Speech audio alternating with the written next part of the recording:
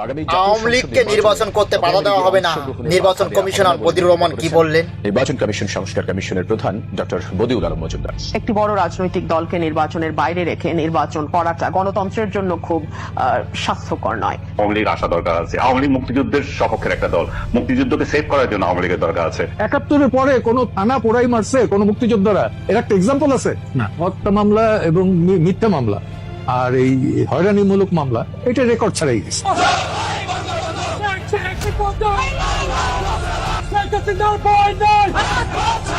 শেখ হাসিনা দেশ ত্যাগের পর আওয়ামী লীগ ও ছাত্রলীগের নেতাকর্মীদের উপর চলে হামলা, মামলা, খুন, গুম, নৈরাজ্য।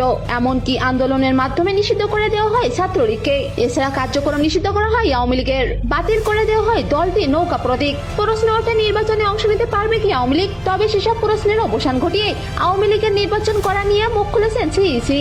সব দলের অবশ্যই যারা নির্বাচনের জন্য তারা প্রস্তুত হয়ে নির্বাচনে অংশগ্রহণ করতে পারবে এবং কোন রকম বাধা বিপত্তি তাদেরকে দেওয়া হবে না। এদিকে দেশে চলছে আওয়ামী নেতা কর্মীদের বিরুদ্ধে গণহারের মিথ্যা মামলা। এ যেন বাণিজ্যে রূপ নিয়েছে, যা নিয়ে কঠোর হুঁশিয়ারি দিয়েছেন স্বরাষ্ট্র উপদেষ্টা জাহাঙ্গীর আলম। তারা ভুয়া মামলা এবং মিথ্যা মামলা করতেছে, তাদের বিরুদ্ধে আমরা পদক্ষেপ নিব এবং তাদের বিরুদ্ধে আইনানুগ বড় ধরনের আইনানুগ আমরা ব্যবস্থা নিব। মনে একটা অবুঝ প্রশ্ন, তাহলে কেন আওয়ামী লীগকে বাধা দেওয়া হচ্ছে নির্বাচনে? ডক্টর ইউনূসের নামে কিছু মামলা ছিল, সেই প্রতিশোধ নিচ্ছে আওয়ামী লীগের পরে। বাংলার জনগণ জাগো, এখন জাগার সময় হয়েছে। মুক্তিযোদ্ধার চেতনা যারা বাংলা থেকে মুছতে চায়, তারাই হলো আসল স্বৈরাচার বাংলার মাটিতে। তাদের এই বাংলার মাটিতে জায়গা হবে না। জয় বাংলা।